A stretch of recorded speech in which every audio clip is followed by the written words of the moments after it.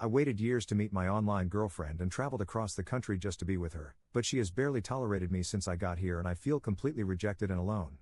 Posted by you/throwwraith used. Context: a couple of years ago, I, 29M, met a girl, 29F, through an online circle. We talked frequently, and it was always a great time.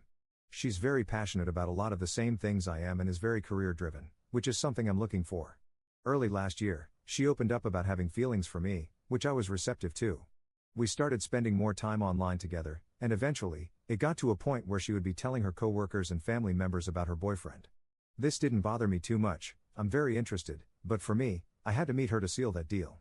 Fast forward to Christmas, and my gift to her was going to be a trip up to meet her, USA to Canada. The trip was very expensive but worth it. We had talked about me going to meet her a few times and thought it was better that way, as she has a lot of anxiety, very important for later, and health issues that would make it much harder for her, especially in this current political climate. Well, that trip happened this weekend. I'm currently typing this out from my hotel room, where I've spent the vast majority of my time here alone. The main issue: the trip to see her started off how I expected. I don't know this city at all, it's a country I've only been to a few times, and I was nervous myself. I took a 40-minute Uber to my hotel and expected that by the time I got there, she would have worked out her nerves and be ready to meet me. Unfortunately, her anxiety was extra bad, and it took her another 2 hours to work up the courage to drive 5 minutes to come see me. This didn't bother me at the time. I knew it'd be rough, and I'm a patient dude, for the most part.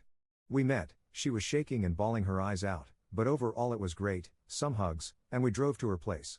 She lives with her brother, so I was able to meet him, and we chilled out for a little while. Her anxiety was still through the roof, though, so we didn't actually do much for the next couple of hours. She wanted to drive around and show me some stuff but couldn't. Eventually, she decided I should probably Uber back instead of her driving me. The next morning, I was up extra early. She usually works nights, so I figured she wouldn't be up for a bit. Not knowing the city, I chose to stay in and wait until she was awake. 4 hours later, she messages me, we talk for a bit, and she tells me she's not quite ready to see me as the nerves are still there. That's fine. I found a store within walking distance where I could pick some stuff up and get us some food at a local spot before meeting up. Fast forward about 2 hours later, and I finally get back to her place. She doesn't eat anything and tells me her brother, she, and I are going to a get-together to hang out with a bunch of their friends. That's cool. I ask her how long we'll be there, and she said a few hours. We leave, it's about an hour's drive. Every one of her friends was great, super welcoming, and she seemed really happy to introduce me as her boyfriend.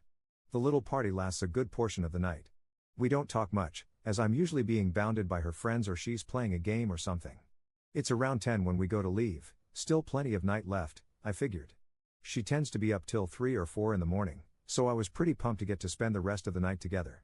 However, as we get in the car, she asks her brother if it's cool that she takes me to the hotel before they go home. He says yeah, and I just sit in shock the whole way back that she's too drained to spend a couple of hours of quality time with her boyfriend she just met. At this point, it's all starting to catch up to me, and I'm feeling pretty bad. I get back to the hotel room, and I'm just confused by this whole trip. I'm alone, in a hotel room, in a country I don't know, with my girlfriend a few minutes away, not knowing what to do. What the hell is going on? I fear messaging her about it is going to make her anxiety worse, but at this point, I don't know what to do. I'm set to meet her mom in the evening for dinner, and at this point, I feel like I've met everyone except for my girlfriend. So I message her that. She's very apologetic, saying her anxiety is through the roof still and she wanted to make this trip worth it for me, but she's just drained. She makes an effort to let me know she is still very interested in everything, but she knows if we're alone together, nothing would happen because she's just too nervous. She hasn't been in a relationship in a couple of years, so it's hard for her. I tell her I don't even want to try anything intimate if that was her fear. I've barely hugged her this trip, and there are a lot more steps in that process before anything like that could happen. I just want to spend some quality time together. She said tomorrow, after I meet her mom, there will probably be time. All that said, today is my last day here. I leave early tomorrow morning on a flight. I feel like this whole thing has been a waste, and I'm still just confused. I wanted to spend quality time with her, not sit in a hotel room alone for most of my trip. In my mind, she would want to be with me every waking moment of this trip. Our time is so short, and we've talked about it for ages like that was going to be the case. I don't know if the relationship can last after this. Top/relevant comments. Commenter. You had to give it a shot, but it sounds like it didn't work out. You need to be honest and tell her how this made you feel. If she wants to keep seeing you, she's got to travel to you next time. If she's too anxious for that, then you're not compatible and wasting your time. Commenter 2. It sounds like you are not going to make this trip again, and it doesn't seem like she has the ability to come to you, so what's next regardless? Ops response. She was going to come down in June for an event, but I'm not sure how that would even work with her anxiety. Commenter 2. So she can go to another country for an event but not 5 minutes to visit you, who happen to travel from another country to see her. Nah bro, that's not right. Ops response. Yeah, I have no clue. The idea of her coming down for that event has been planned for a while, but maybe she'll back out now? I don't know. Commenter 3. Tell her you want to spend the last day together because you want to get to know her and this is really important to you. This can be in a public place if that makes her feel more relaxed. If she still can't do that, then I think you know enough. Ops response. I'll let her know when she wakes up. I'm worried she'll be asleep for another hour or so, then we'll have to go have dinner with her mother, then I only have a couple of hours left. Commenter 4. Op, are you even comfortable meeting her mother? I mean, there's a good chance this relationship doesn't evolve if she can't get her emotions together. I'm sorry to sound rude, but she is a full-grown adult, she should know how to handle her anxiety at this point in life, at least enough to have a normal interaction with her boyfriend. Ops response. I'm not comfortable meeting her mother, but it's all set up now. I pray this morning is better and it works out. Update 1 day later. Yesterday morning, I woke up, made the original post, and waited nervously for her to wake up. It once again took a couple of hours, a little after noon, she finally messaged me. She said we had dinner in the late afternoon with her mother, and I could Uber over to her place whenever. A few of you suggested I should just call off the dinner plans, but I decided to stick it through. I went up to her place shortly after that, and we spent some time watching things. She was having a better day, so we sat close, and while we didn't do anything, her brother was in the small house. It was the kind of quality time I had been looking for.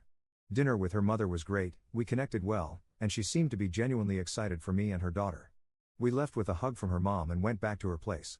It was a lot more of the same as before, so while it wasn't alone time with her, it did feel more one-on-one, and we had a good time. Was it exactly what I was expecting on the last day of this trip? Not really, but was it nice?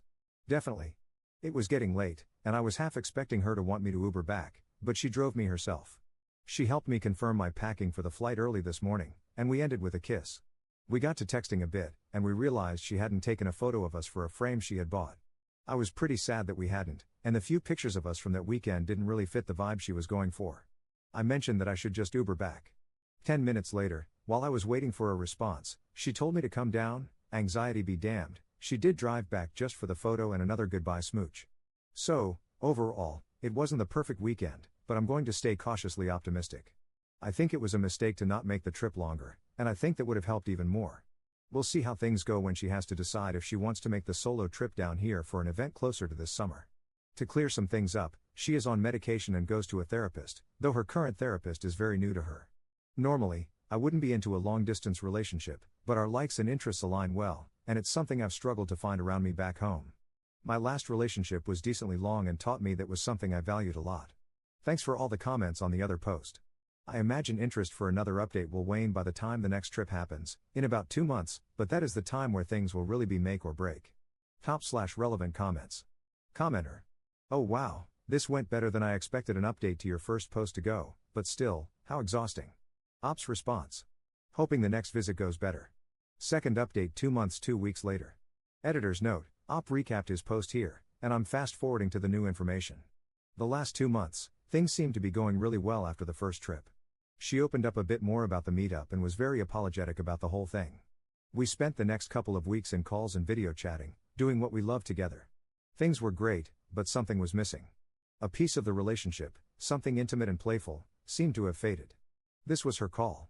She decided that she should be less flirty and sexual online until she could express that the same way in person. I respected that. I believed it just needed time, and I've always been committed to working through things together. Unfortunately, that's where things started to spiral. One thing about her is that she's very independent, and that often came across as distant, uncaring. There are some days when she chooses not to interact with me, ignore my messages, or get short when I try to be affectionate and caring. Usually, this only happens when she's having a rough day, understandable. Unfortunately, a week ago, she was having one of those terrible weeks. In my head, a relationship should be one of comfort and relief, but while I tried to help her through it, she lashed out and started being distant. I tried to comfort her, but it was met with a coldness I couldn't understand. I had to guess how she was feeling and was left in the dark a lot. I made the, in hindsight, wrong choice of opening up about how I didn't understand and how I just wanted to be someone she could lean on, how it made me feel awful that I couldn't support her. I felt shut out so often. This turned into a lot of messages about how we felt about relationships in general, and the changes ours would need to take. It focused on how we care about each other a lot, but she has her anxiety and independent healing to work on, and how I have to give her more space and care less. The main villain, as was the case during the first meeting, was her anxiety. It's ruining her life in more ways than just our relationship. She's struggling everywhere. So her number one priority was to get in a better spot with that, then work on us. This was a great compromise, and I was excited for the next step in the relationship. I would continue to give her time and space, to wait for someone I think is one of a kind and worth it, and she would get to the place where she believes that too about herself. And finally, now. I boarded the plane with a lot of hope. Things were good after a few days of us getting back on track. But as I landed, I got a short, heartbreaking message from her. She said she's not in a healthy enough spot to make this relationship work for either of us. That after some reflection, her problems are so bad that she needs to step away and work on them. She doesn't think she'd be able to handle the trip we'd planned and would be ruining another critical point in our relationship. The part that hurts the most isn't the time I've given her, the financial, emotional, or physical pain, or the fact this came out of the blue at the worst time. What hurts the most is it feels like she went from telling me how I was going to be her future, to basically treating me like an acquaintance. The last few days have been so tough. We talked for a little while that first day. Her entire focus of the conversation was that she needed to get better. She barely once talked about us. I got no closure. And now, trying to talk to her feels like talking to someone I barely know, despite her saying she wants us to stay close. One of the first things she told me when we started talking was how words meant everything to her. They're so important, they should always mean something. She kept saying how much she cared about us, yet her current actions make me feel the complete opposite. I see her online, hanging out with friends, posting online, like I never existed, like I was just a footnote in her life. I'm here now. I'm going to try to make the best of the trip, but being alone again hurts so much. I don't understand. Some days the distance felt like nothing, and other days she made the miles feel so much longer. I really tried so hard. I'm exhausted. I'm getting older, and the pressure of finding my person is really setting in. I don't want to settle, but I feel like I'm going to have to. I want more than anything to just make things right with her, to go back to that week and just give her the space she wanted, so we'd be on this trip together right now. I mentioned above that she's very independent, and her anxiety is taking that away from her. She can't do the things she wants with the people she wants, and I understand that. But what about us? I'm devastated. I know a lot of you saw this coming, and the rest of you all wanted to see this work. How do I move on? I know there's probably no saving this, but I wish there was. What can I do? And how do I find anyone like her again? Edit to add, I've tried local for a few years. I've never had trouble getting dates or matches on apps locally. But I live in a small, rural town and haven't found anyone who aligns with my values and interests. From my experience over years of doing this, dating locally would be settling, which is why I tried online. There's a bigger city about an hour and a half to 2 hours away. Maybe I'll look there, but the relationship would still be long distance. Top/relevant comments. Commenter. And how do I find anyone like her again? You do not want to find someone like her. There are two different things at play here, your fantasy of who you want her to be and who she actually is. If you truly want to find someone you have a good connection with who will make you happy, you have to stop acting like a doormat. Know your worth. Don't let your partner treat you poorly, ghost you, ignore you, put zero effort into the relationship, and then keep coming back begging them for more or giving them more chances. If someone's mental health is this bad, don't keep pursuing them. If they aren't prioritizing you or showing interest in you, don't keep pursuing them.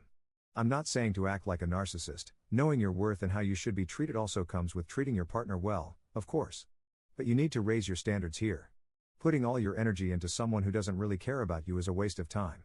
It prevents you from pursuing someone better who will actually give you the effort back that you deserve. So that's what I would suggest for future relationships. I would also second the suggestion to stick to dating people local to where you live and who you can meet in person.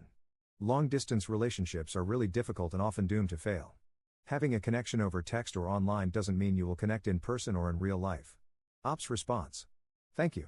After years of dating locally and finding no one of substance, it's hard not to want to try when you find someone you align with. I'll be better for myself and try to find other options. Thanks. Commenter 2. Wow. Breaking up with someone after their plane has touched down? That's a low and cruel move that cannot be blamed on anxiety or trauma. That's simply a question of character.